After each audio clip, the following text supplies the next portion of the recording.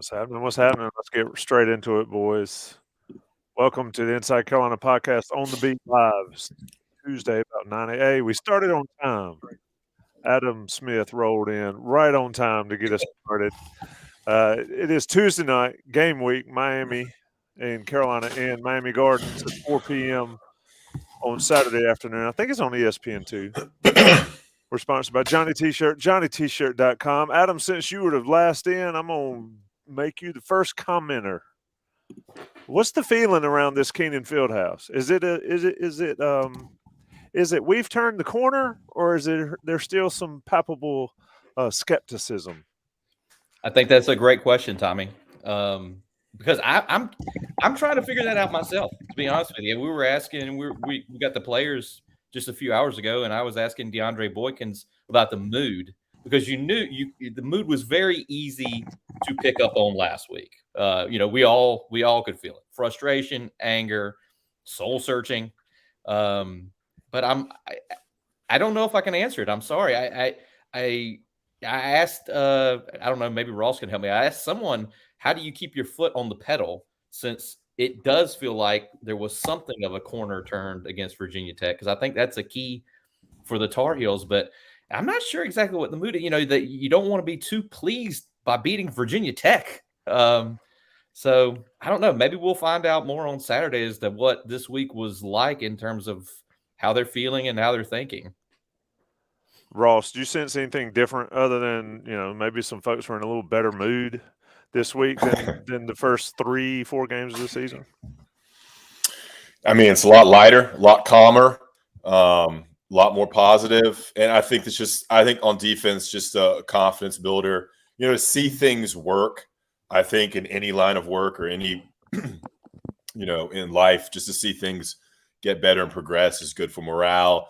It just builds confidence. And these are 18, 19, 20-year-old kids you're dealing with. So seeing, I think what Chiswick said, or maybe one of the players said, to see things that they worked on in practice and saw in film, and then get that transition to the game and then put it to work and it be successful, I think it is the big takeaway on defensive side. I'm not completely sold on this defense yet. I think 2 games, Miami and Duke, if they are decent, and solid, and we're not ragging on the defense after those games, I think at that point you're like, all right, this defense can be okay, can be kind of where they need to be, mediocre, maybe a little bit above average. I think they need a little bit more sample size against better teams. I mean, look, I'm not sure how good Miami is on offense, and Duke may be the toughest test. I haven't watched many Blue Devils, but I'm still a little hesitant on the defense.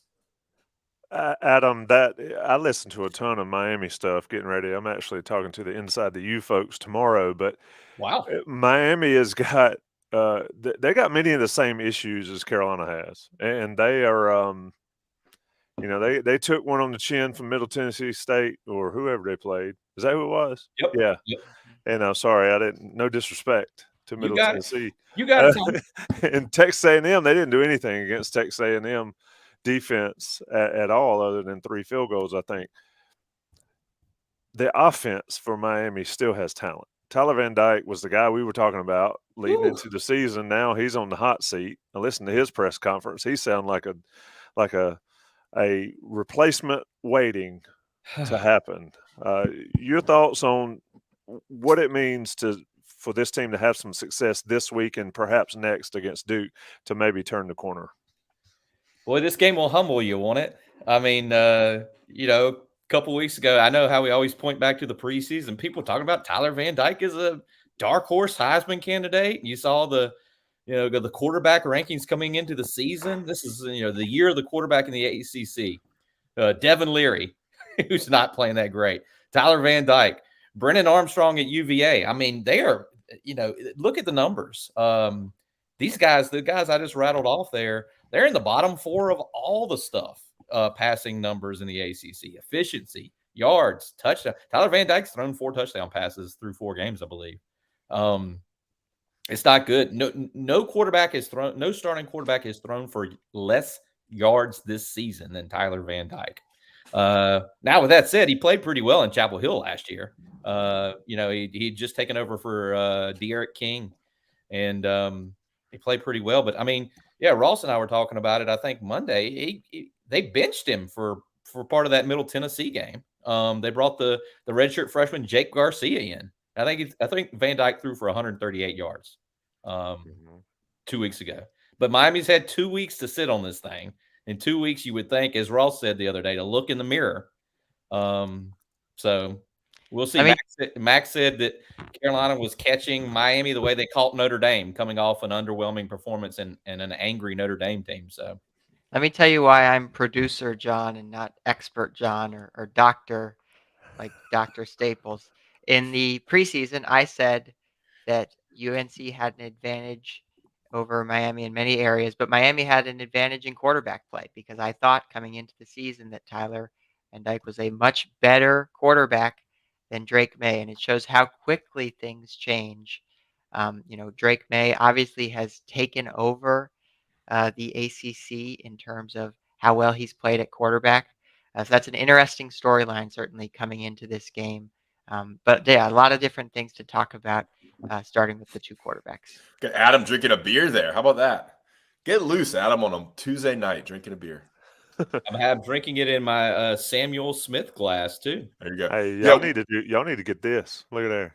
I got that one too. That's professional there. I got a little carrot juice. Somebody asked, "What's Ross drinking?" Carrot juice. I'm going no alcohol in October except for Blue Shark vodka.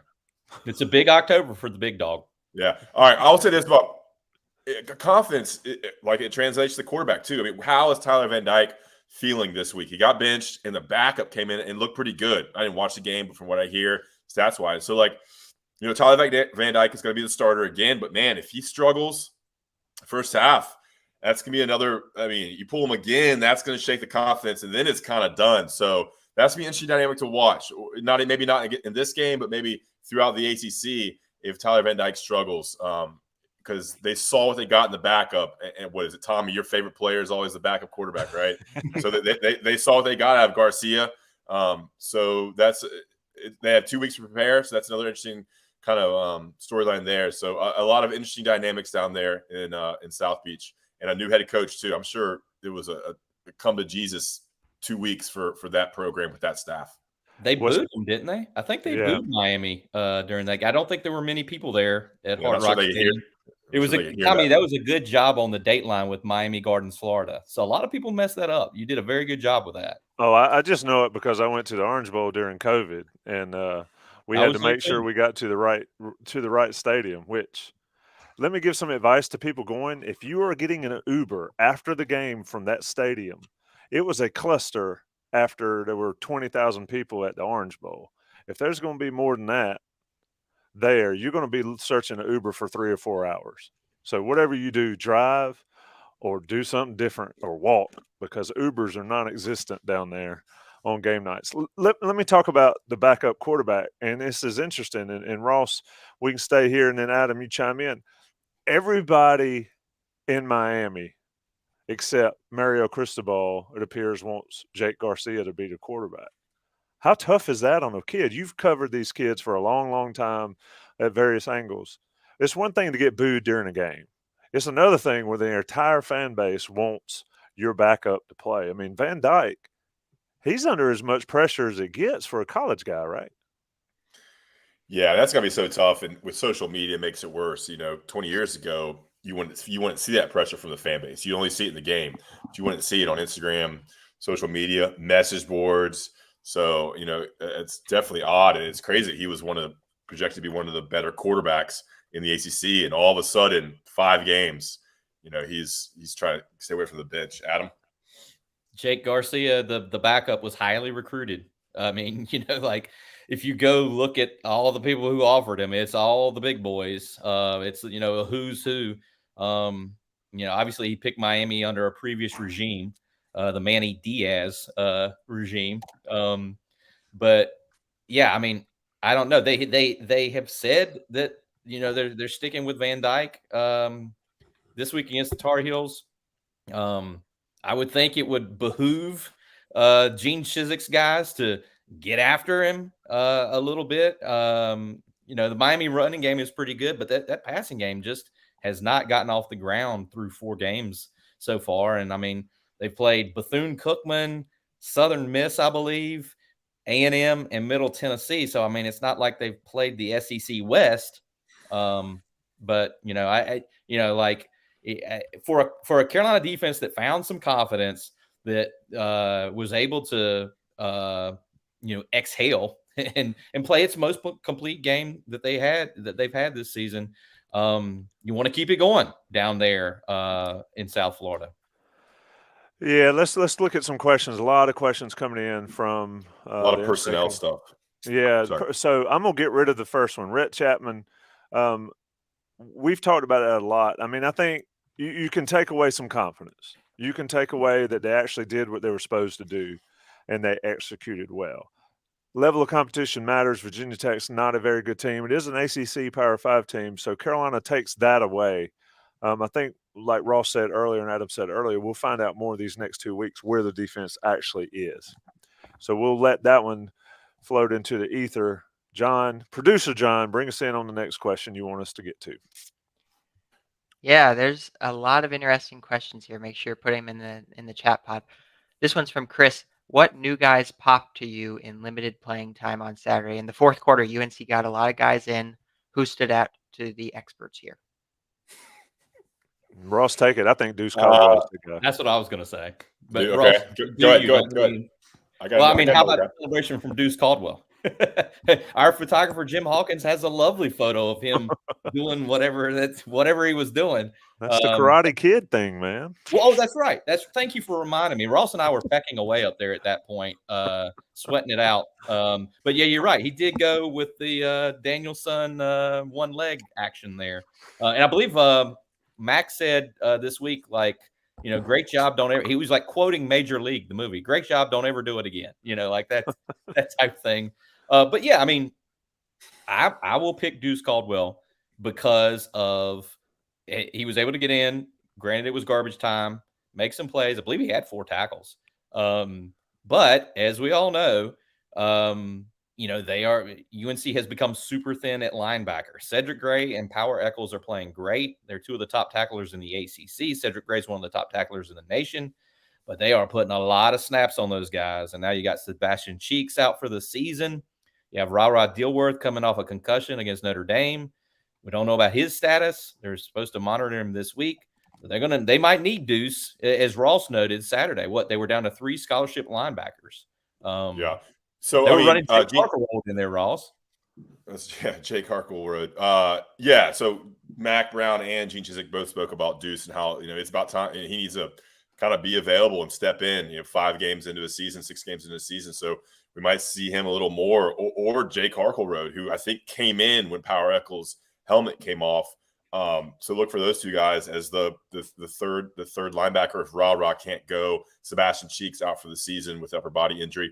I will say Will Hardy, nothing crazy, but he's getting a lot of playing time on the dime package, which I hope that Adam was going to write on this week. Hopefully get that out before Thursday.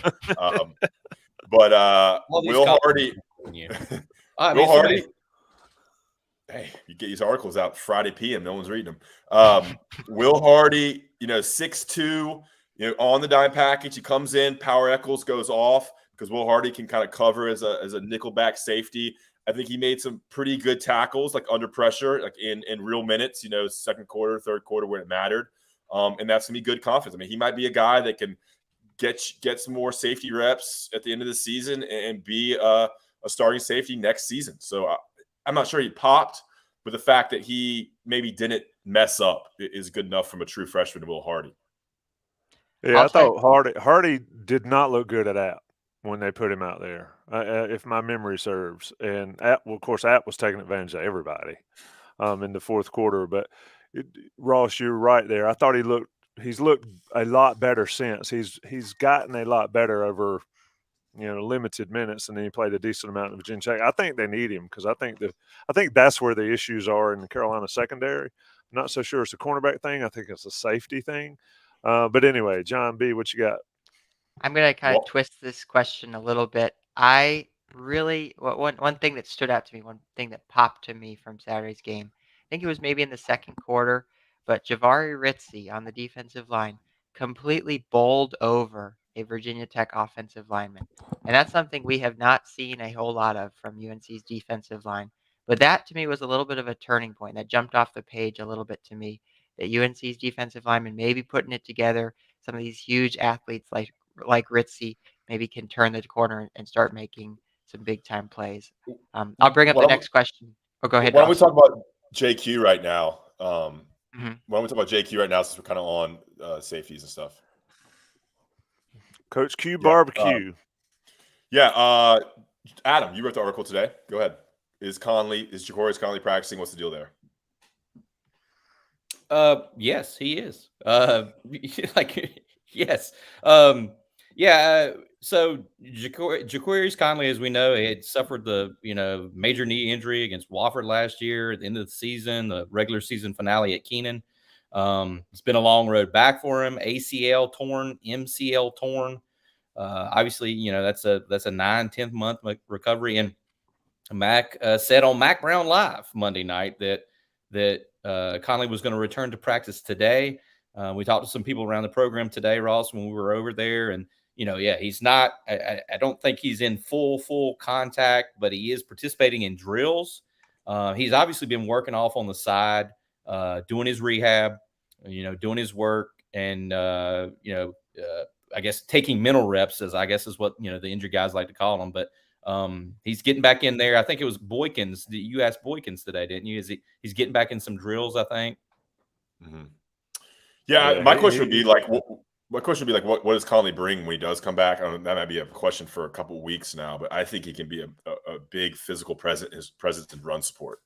I'm not sure he is an upgrade in terms of pass coverage, as a free safety, but if he can come up and kind of be a safety linebacker hybrid and be a guy who doesn't miss tackles in the box as a nickel safety guy, that'd be a huge boost, because we've seen what Conley can do. He's big, he hits, he likes the hits.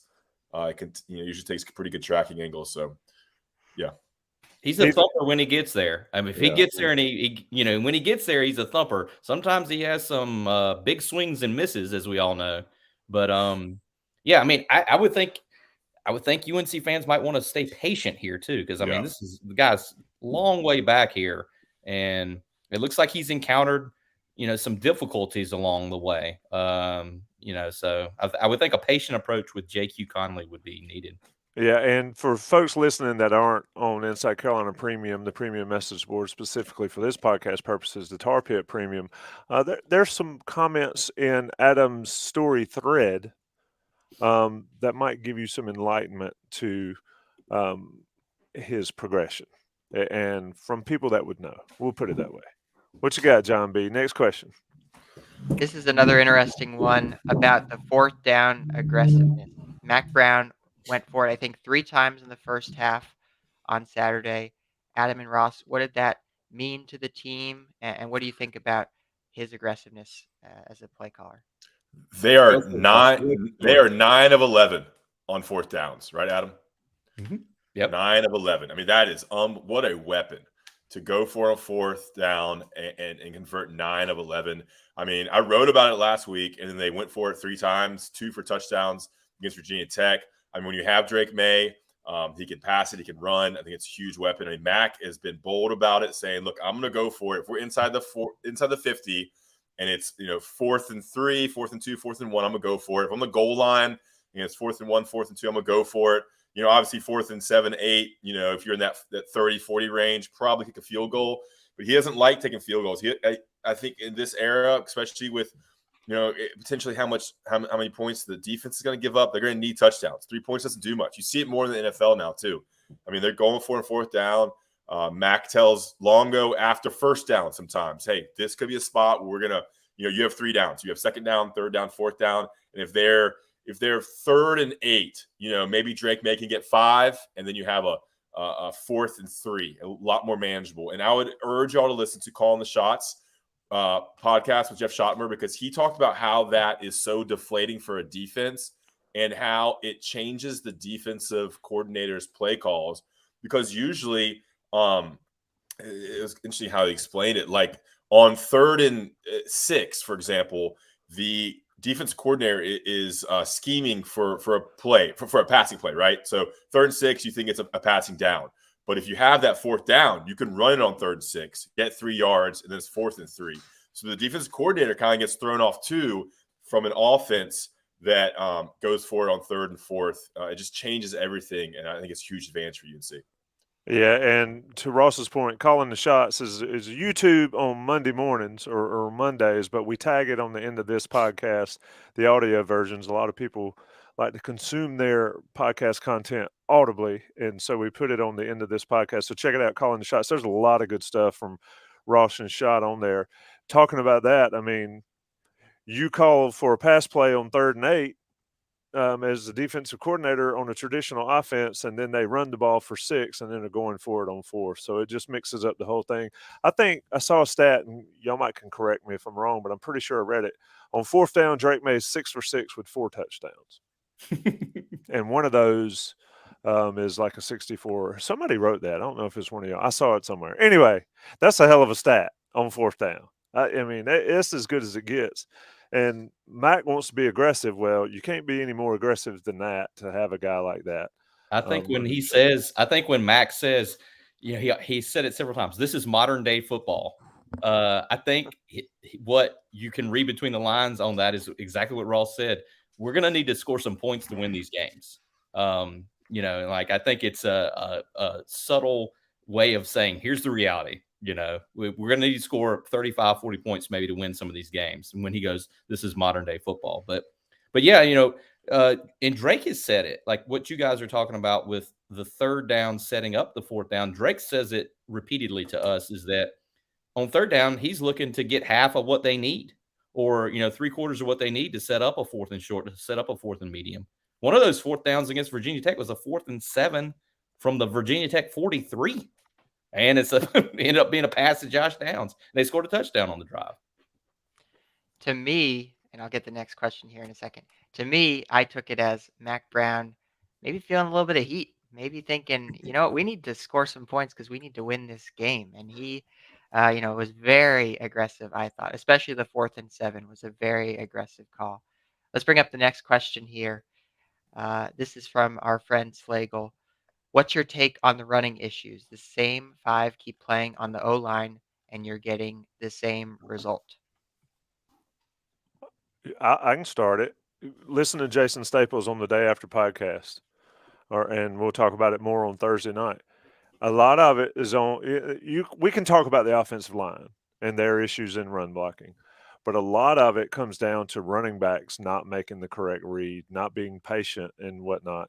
And those things come with time. I mean, if a running back, say Adrian Peterson, walks in the door and is great from day one as a freshman, that's one thing. But most of the guys aren't like that. And I think you see guys like even Caleb Hood, he didn't play a ton last year, but Amarion Hampton especially. You play in high school, you can do certain things. You get to college, you cannot do certain things. And I think somebody pointed out, and maybe it was Staples, that Hampton tried to truck somebody maybe in the Notre Dame game and got stood up. And he looked like, what just happened?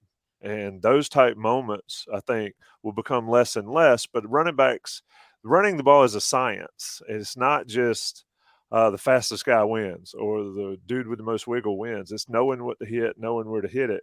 And I think that is as big an issue as any as the offensive line may be. Adam? Yeah, this is going to be – I could be completely wrong about this. I hope it's not too hot-takey because I try to toe that journalistic line. But I think that this is, again, just me. I think that they've wanted Amarion Hampton to be the starter. And for whatever reason, even though he's had the 200-yard games, he hasn't taken the bull by the horns or whatever you want to say, grabbed it. I could be totally wrong about that. But I just and it's not because when we were leaving the player interviews tonight, the Amarion Hampton went whizzing by me on a scooter and scared the bejesus out of me with the speed that he was going. It's creating a lot of wind off that thing. But that's what I think. And what you're talking about with the Day After podcast and all, that's what Phil Longo told us last week, told Ross and I and the rest of us, was that there were creases there were holes there, and it boiled down to, against Notre Dame, sometimes just not hitting the hole in the crease, that the play design had opened up what it needed to open up, and some guys just took the wrong holes. Yeah, I mean, I'm not sure that the question kind of playing the same five offensive linemen. Like, I think this is usually the case. Usually, the best players are playing. Like, we're not in practice. Like, if Zach Rice, for example, or Adorno was beating out Montilus or Spencer Rowland, like they would be playing. I think the coaches would see that. I think it's a combination of everything y'all said. Sometimes it's better to be patient as a running back, but I think the offensive line could also do a better job. Ed Montilus talked today about being better on the combo blocks on different zone schemes. It's a group effort. It's not just one person. It's the offensive line and it's the running back and it's the chemistry between both. That's a great segue into Gregory Hall's question, friend of the program, obviously. So, what will it take in order for a running back to really emerge? Like, what do you need to see in order to say, this is our running back for the rest of the season? Ross, you can take it first. Yeah, I mean, consistent production and running the ball and not getting 1 or 2 yards or -1 yards, as we saw from Hampton on the goal line there. I mean, consistent 3, 4, 5 yards. Getting to the second level, making a guy miss. And yeah, this is not crazy. I'm not breaking news here. Like, a guy that can be consistently produce. And I think they're going to give Caleb Hood and Martin Hampton a chance. And I think DJ Jones is your third down back. You saw his success picking up blitzes. But it seems like they like those 3 over Petaway. I think Petaway is still going to be an impact player. I think they're going to have a couple plays for him throughout the game. But look, it's consistency and it's production. And I think it's pretty – I think all those guys can produce, especially Hood and Hampton. Yeah, Phil Longo said the other day that they had some plays on the sheet for Petaway that they didn't get to for whatever reason. But, yeah, I mean, let me answer. Gregory Hall, obviously we love him. Hope everything's going great on the West Coast. West Coast, best coast. Let me answer this question with more questions. Like, who is the starter at running back for UNC? I guess we don't know. Is this going to be a week-to-week thing? Is that the recipe for success here, to keep this thing as an open competition week after week? We talked to Caleb Hood today. Like, is he still the starter? He started the first half against Virginia Tech, and he started the second half. They didn't go with Hampton or Jones or anybody. Like, how is this thing going to play out? I think that's a huge thing. Like the comment from Mac still sort of echoes. Drake keeps saving us. He said about some of those second and longs and third and longs that Carolina gets in, and you drop back to pass, and he ends up running for 12 yards to keep a drive moving. So, Max said that's the one area we really need to figure out on offense, because this is obviously has been a high-flying offense. When I look at running back play, I remember what Jason said in the preseason when we did one of these roundtables. What's the number one job of a running back? Not to get the quarterback killed. And the blitz pickup, and you saw it against Virginia Tech a lot, is whether it was DJ Jones, I think Omarion had one, guys stepping in the hole to block the free guy to not get a shot on Drake May. Now, Drake May can get away from pretty much everybody, and he has, but to have that running back give him just that split second, and that's one area that maybe Petaway struggled. I don't read and I don't, worship the PFF Bible on this stuff, but those pass blocking grades matter.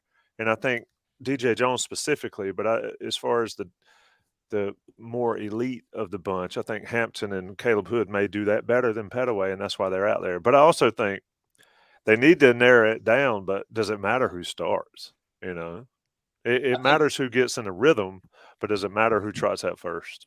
I think the coaches love DJ Jones. They point to him constantly about the blitz pickups and sort of the veteran savvy that he plays with.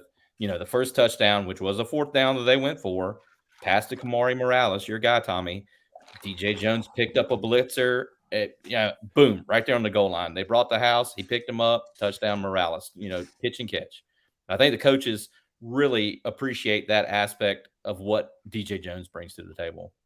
And the play he made against App at the end was the game winner.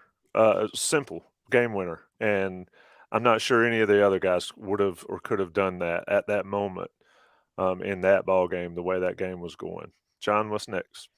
I'll make one final point on this question. Answer it a little bit differently. There's a concept from the NFL. Those guys talk about angry runs. Who is going to be the first person to really step up and have a momentum bringing run that really knocks somebody over, gets the sideline going. I think when you looked at British Brooks at the end of last season, he did that. He provided momentum to the team with some of his runs. Javante and Michael certainly would do that. So that's what I'm looking for. That's who would emerge as the main guy. Maybe let's get in one more question here before we have the break. This is an interesting one. This is kind of getting into the nitty gritty a little bit, but here's a couple names that we saw in the second half. Of these names here, Cowan, Hamrick, Hardy, Shaw, who would you most expect to see getting in the rotation the most over the second half of the season? So Jacoby Cowan, Malachi Hamrick, Will Hardy, Travis Shaw, for our people listening and can't see the question. I would say they are playing a lot of those guys. I mean, Hamrick, it seems like Mac Brown loves Hamrick because he's a pure pass rusher.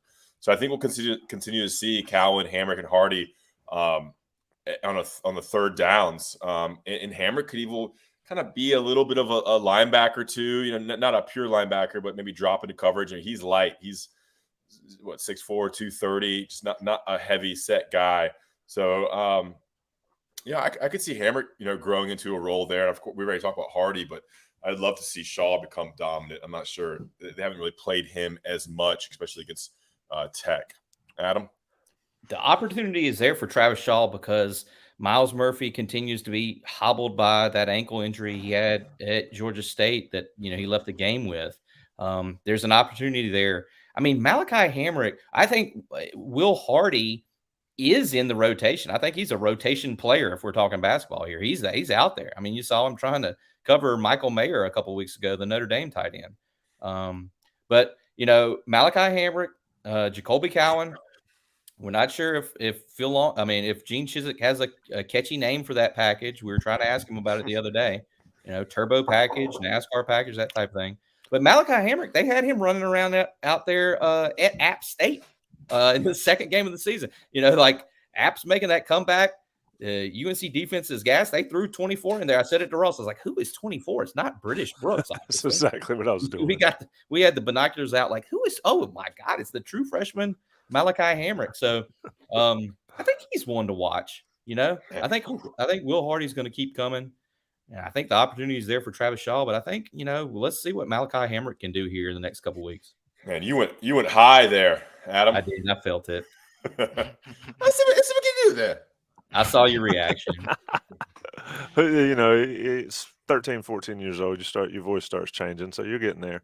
Yeah. I think Travis Shaw is the difference maker of that bunch this year. I just don't know if he's physically or in shape enough or whatever the excuse they have for not playing him a ton. But look, he worked a couple of Virginia Tech dudes, and then he got a pass breakup. I mean, you got these quarterbacks that are 6 foot or less trying to throw over that guy. I think Shaw's the difference maker, but I think Hardy, like y'all mentioned, is already in the rotation. He's going to play the most out of that group. What you got, John? John B. No, let's do a break. Ross. Yep. We got Blue Shark Vodka here, your one-stop shop for your vodka needs out of Wrightsville Beach down there on the coast. We want to shout out Connor Barth and Blue Shark Vodka. Check out their website. Check out their Instagram page, supporting Inside Carolina podcast, supporting Calling the Shots and On the Beat. Blue Shark Vodka, the smoothest vodka in the world. Tag me on Twitter, Instagram if you're drinking some Blue Shark Vodka. It's very accessible. You can get it in all 100 counties in North Carolina, which is very cool. Parts of South Carolina. I think they're in Vegas now and San Diego. So they're taking over an independent company. We want to support independent companies to support podcasts like us. It's a good synergy of independently owned companies. Blue Shark Vodka, Inside Carolina. Check them out on Instagram and let them know that Inside Carolina sent you. Blue Shark Vodka, the smoothest vodka in the world. Tommy. And Johnny T-Shirt, JohnnyT-Shirt.com, the sponsors of these podcasts, sponsors of Inside Carolina, and friends of the Inside Carolina Premium subscriber. You get 10% off your order if you mention the Inside Carolina code that you get on the premium message boards. It's worth it, man. 10% off of a couple $100, a lot of money you can save at Johnny T-shirt, and then you get the sales anyway. They're always having great sales. Alumni owned and operated, anything you could possibly want.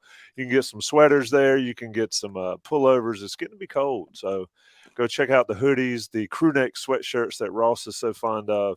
Anything you need for any event, sports related at North Carolina Johnny T-shirt on Franklin Street. Visit them or get them online. National guys will pay the bills. It's on the beat. We're back. It's about 9:35. We are right on schedule, boys. I love this. I love a good schedule. Let me ask a question that we see people that are chiming in on the message boards, and a lot of the questions are about consistency and who's going to do this and who's going to do that. Have we ever? And I've been working for Inside Carolina since 1997, 98. Ross, you've been doing a long time. Adam, you've been doing a long time. Have we ever seen any semblance of consistency from college kids, like on the regular? Really? I mean, sometimes they do a lot of things well, a few days in a row, but consistency, Adam? It's an open-ended question, Tommy. I know, and that's what I pride myself on. Long-winded, open-ended questions. I think a third-year, fourth-year point guard has been consistent at UNC. Joel Berry, a Marcus Page, even a Ray Felton and Ty Lawson. Hansborough is pretty consistent for 4 years. Great answer, Ross. Different sport there, but Hansborough, 4-time All-American, 4-time first-team All-American. It was pretty good. A little different level of talent, I think, that UNC basketball recruits compared to football. They're pretty consistent on the Alabama football team. That's right. Well, I mean, I said it in Chapel Hill. I didn't say Tuscaloosa. Yeah, John, bail me out here, brother. Get us another question from the masses. There are a lot of questions coming in. Keep them coming in the chat pod. We have 271 people watching. This is an interesting question. This is from our friend Lionel. Where is wide receiver Andre Green? I think he played a handful of snaps. But are you surprised we haven't seen him more this season, especially given UNC's injuries on the wide receiver position? Where are you going to put him? I mean, he's out there. I saw him on sidelines Saturday. He's for sure out there. I think he's dealing with. He didn't dress the Notre Dame game because he had back spasms. So. Yeah, I think he's dealing with some injuries. He did get in against Virginia Tech, but look, J.J. Jones, Antoine Green, Gavin Blackwell are ahead of him. That's because Andre Green came in June, so that's basically why. But he's a stud. He's gonna be there. And it's true that during the preseason, when we would go over there to talk to these guys, and we would ask them what they're noticing in practice, they did mention Andre Green and they did mention Omari and Hampton. I guess because they were new and those guys were standing out. But I think Andre Green has got a lot more learning to do to get out there regularly. I've got a question here from Jack. We're going to give this question, then we're going to give our stock picks and all of our future picks as well. This is predicting the future. But do you think that the defense will continue to look good or decent versus Miami, or will it revert to the first 4 games? Question from Jack. Yeah, that's the $64 million question, so I would defer it. And we will go with A for Adam first. Oh, my God. I mean, I feel like, as we've discussed, it is set up for the defense to continue playing well, given well, and I'm doing air quotes for those who can't see my beautiful self. I mean, Miami's had encountered a few issues on offense. I think that they have a quarterback who is struggling a little bit. And I think that the UNC defense can keep it up. Now, what's going to happen Saturday? This is what's going to happen. Carolina is going to win the game 41-31. 31. They're going to, 31 points sounds like a lot to give up, but they're going to do enough. And the Tar Heels are going to improve to 5-1 on the season. They haven't started a season 5-1 since 2015. Tommy Ashley. Hold on. Let me go back to the preseason picks. And I'll call up Adam Smith, who sent me this on August 18th. Oh, no. At 4:31 p.m. October 8th at Miami. Loss. Damn. What's changed? I'm the only one that picked Carolina to win that game, by the way. Well, I had not yet seen Drake May play a game when I sent that. And I mean, if Miami had beaten Middle Tennessee a couple weeks ago, they'd be ranked. They're ranked number 24 when they lost that game. They'd be at the bottom of the poll somehow. This would be Carolina playing a top 25 opponent. I would say what's changed is Drake May, and I think Miami's kind of struggled a little bit out of the gate. Where you at with it, Ross? Yeah, I'm not going to spend too much time on this one. I mean, I am positive and optimistic that they can look, above average to above average or decent again and build on that. One thing it does concern me with Virginia, with teams like Miami, you got some athletes down there, regardless of the coaching, the age, the youth, whatever's going on down there. They have athletes. They always do. And so once you get those guys developed and a little bit of coaching, they got some freaks on both sides of the ball. So that's always maybe just a bias of just knowing the type of recruiting they do, because they always are not very – it doesn't seem like they've been very good over the last 10, 15 years since they joined the ACC. But when they are clicking and talented, it's because they have some good athletes that they recruit down there. I think a lot of people are asking about who's out for Miami and if somebody's hurt. I posted on the Tar Pit Premium the Miami press conferences. They're worth listening to, especially Kevin Steele's. Mario Cristobal doesn't give you much. I mean, he's one of them old hardcore, old school football guys. He doesn't give you much. But Kevin Steele's presser was pretty good. And then Josh Gaddis, who's Northern Durham, Wake Forest Josh Gaddis, Miami offensive coordinator. And was Michigan's right. What a hell of a run for that guy. Never thought that would happen when he was at Northern Durham. But at any rate, there's a lot of great information in there. John, you got any more questions? This 9:41 on the East Coast. We usually go an hour, but we might be getting out of here early if folks don't pick up the questions. This is a question from a YouTube viewer.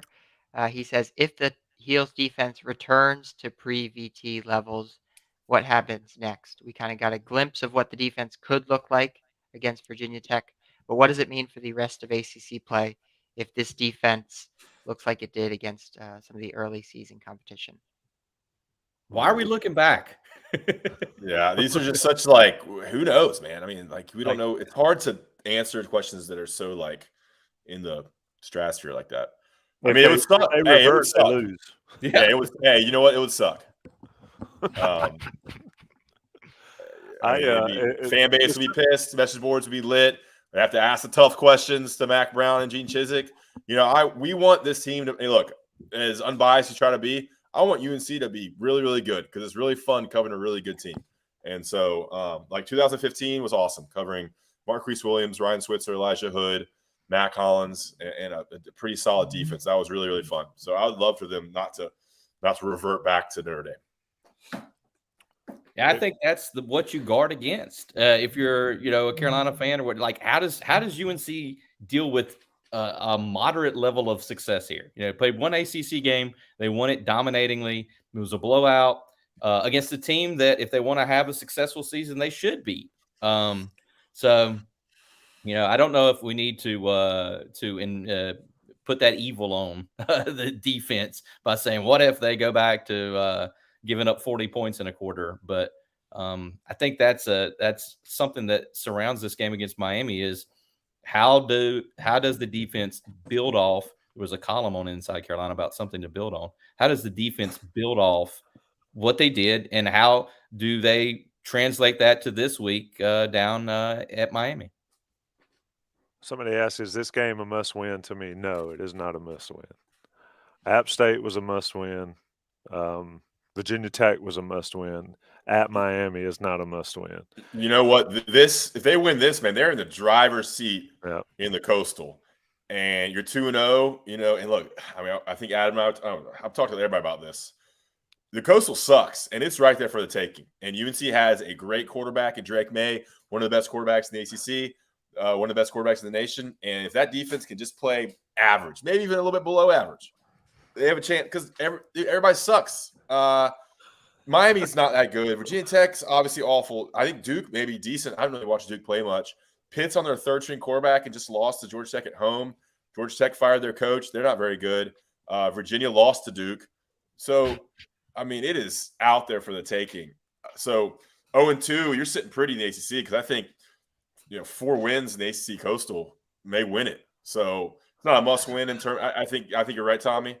But look, it's a great opportunity because then it's kind of cruising. After that, I mean, there's nobody on the schedule that scares me. Yeah, I mean, let's not forget Miami was picked to win the Coastal. It was Miami first, Pitt second, UNC third. But as Ross and I have discussed, Carolina wins this game this weekend, and Duke beats Georgia Tech. You got 5-1 UNC against 5-1 Duke. Both teams 2-0 in the ACC. Next Saturday night, game day coming in town. That would be epic. Dick Vitale and Lee Corso making picks together, wondering what earth they're on. Oh my gosh! Easy, I love easy. I like old people. They're great. I'm a fan of old people. They're great. They're old. They're losing it. It's sort of like Clemson beating State and Wake already in the Atlantic. They're in the driver's seat because for either one of those teams to have a chance, then Clemson's got to lose twice, and that ain't happening in the Atlantic. So Carolina's getting close to that. I think Wake is the toughest team on the schedule, Wake or State, but that's not the Coastal. This is not to disagree with Tommy, but just to play devil's advocate, it is a must win, I think, because you've got Pitt this week. I mean, you got Miami this week, then you have Duke, then you have a second bye for UNC, and then after that second bye, there's Pitt, there's Wake, there's NC State. The schedule gets harder. So I mean, like, I think this is a game that you need to win if you're Carolina. I had a stat. Real quick, John. The Pitt games at home, it comes off a bye week. I think Mac Brown is 0-5 coming off an open week. Oh, correct. I mean, that becomes a trend after a while there. Which is worse, his bye week record or his record in the state of Virginia? You know what his record is against Miami? It was going to be a stat I was going to give you. This go round is 3-0. Yeah, if Carolina wins Saturday, Mac Brown is 4-0 against the Miami Hurricanes. Do the Sam Howell downward U thing there. It is but that was all because he owned Manny Diaz as well. So does anything change there? Go ahead, John. You had a stat. We got to get stats of the week. I did. This is an interesting stat to me. So ESPN FPI does like percentage to win out, percentage to win the division.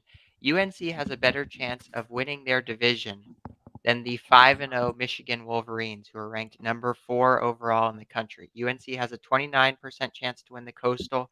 Michigan has a 22% chance to win their division. And Michigan is obviously a superior football team to North Carolina. So you really just have to play the schedule you're given. And North Carolina has been given really a gift in this last year of the ACC Coastal if they can go out and claim it. There have been gifts laying on the field before for North Carolina, and they have not collected them and picked them up. And as Slagle said, there's a little team up there in Ohio called Ohio State that Michigan has to deal with. Anything left, boys? Anything we didn't talk about? Somebody wants a Drake May segment. We have that portion of the program on Sundays on the day after. I mean, we could talk about it. It's ridiculous. I see some stats, I believe, on the main website, the Go Hills website, talking about his comparison to other guys. Drake May's not winning the Heisman this year unless Carolina wins out. This is not going to happen. It's going to be one of those dudes from one of the big schools. If Carolina's like 12-1.